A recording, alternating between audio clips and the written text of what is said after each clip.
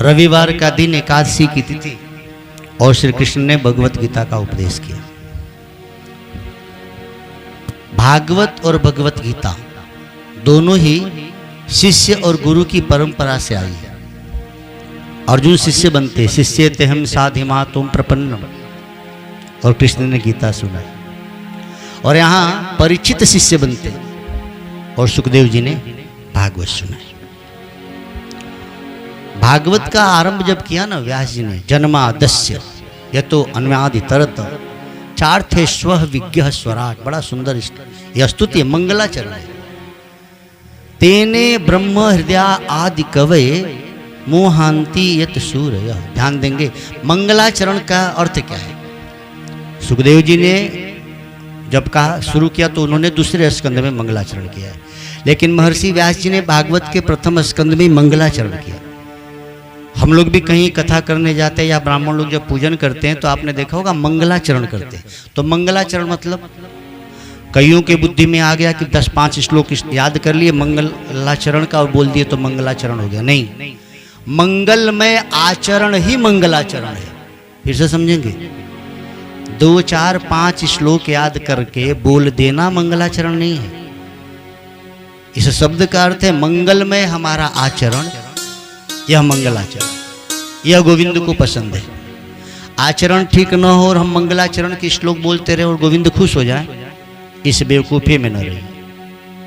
मंगलमय आचरण शब्द देखो, मंगलाचरण, मंगल आचरण ही मंगलाचरण। अब शिव जी का भेष देखो तो अमंगल है ना, मंगल भवन अमंगल हारी।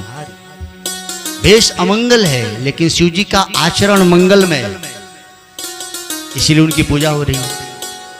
कईयों का भेष तो बहुत मंगलमय होता है, जैसे नेता लोग बड़ा अच्छे से रहते हैं लेकिन आचरण यदि मंगलमय नहीं है आपका तो फिर किसी नेता की तो जय नहीं बोलते ना। भगवान हनुमंत जी का चेहरा अच्छा नहीं है लेकिन हनुमान लाल की जय बोलते हैं। और उससे बड़े सुंदर सुंदर हरामखोर एक्टर पड़े हैं फिल्म वाले, इन लोगों की कभी जय बोला किसी ने? कितना मेकअप गेटअप लगा के बेचारे सुंदर। हनुमान जी को मेकअप भी मिला क्या तो पूरा सिंदूरे लगा लिया, क्या सुंदर पाउडर लगाए। अच्छा लगाने का उद्देश्य क्या था? दुनिया को अच्छा लगे नहीं, राम जी को अच्छा लगे। सीता जी ने कह दिया कि राम जी को पसंद है सिंदूर, तो उन्होंने पूरा सिंदूर लगा लिया। तो मंगलमय आचरण है हनुमंत जी का, इसीलिए राम लक्ष्मण जानकी जय बोलो हनुमान। मंगलमय आचरण है भगवान शिव जी का, तो मंगल भवन अमंगल हारी उमा सहित जय जपत पुरा। यहां आरंभ ही किया जन्मादस्य, जो जन्म के आदि और अंत और मध्य का हेतु है वह है ब्रह्म।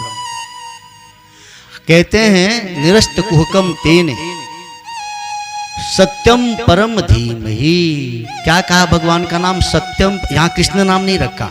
मंगलाचरण में ऐसा नहीं कहा कि कृष्णम परम धीमहि, सत्यम परम धीमहि।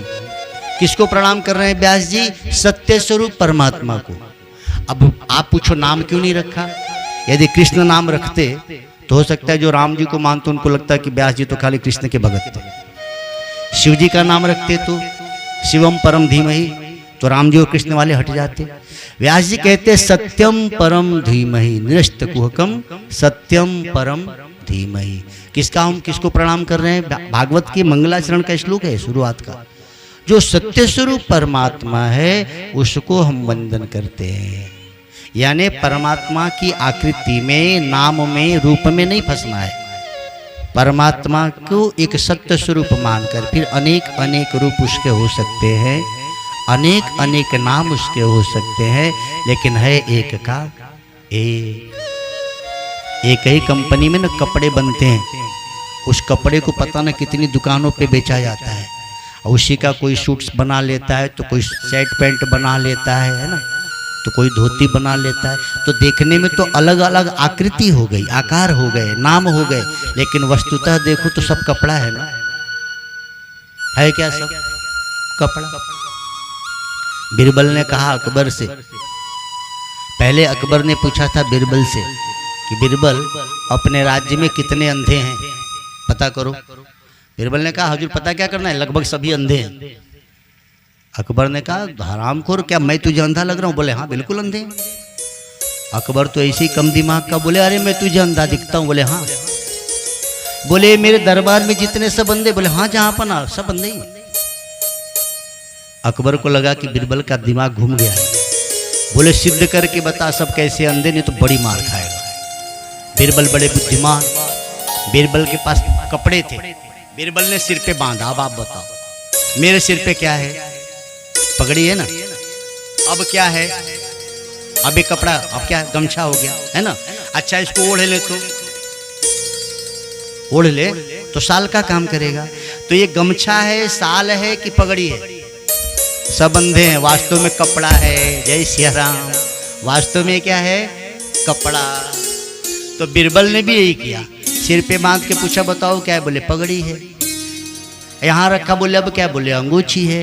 नीचे लपेट लिया, बोले अब क्या है? बोले धोती है। बोले जहाँ अपना सब अंधे हैं, वास्तव में कपड़ा किसी ने नहीं कहा। ये क्या है? तो सब अंधे हैं। ऐसे ही हम और आप भी हैं, आंख के नहीं अकल के। हम लोग भी भगवान है तो एक का है, लेकिन हे भगवान शिवरात्रि आई तो नमः शिवाय, जन्माष्टमी आई तो श्री कृष्ण गोविंद हरे मुरारे, है ना। चैत की रामनवमी आ गई तो भाई प्रगट कृपाला दीन दयाला कौशल्या हितकारी। अभी नवरात्रि बीती थी, जय अम्बे जगदम्बे गौरी आदि आदि। तो ये अलग अलग दिखते हुए भी एक हैं।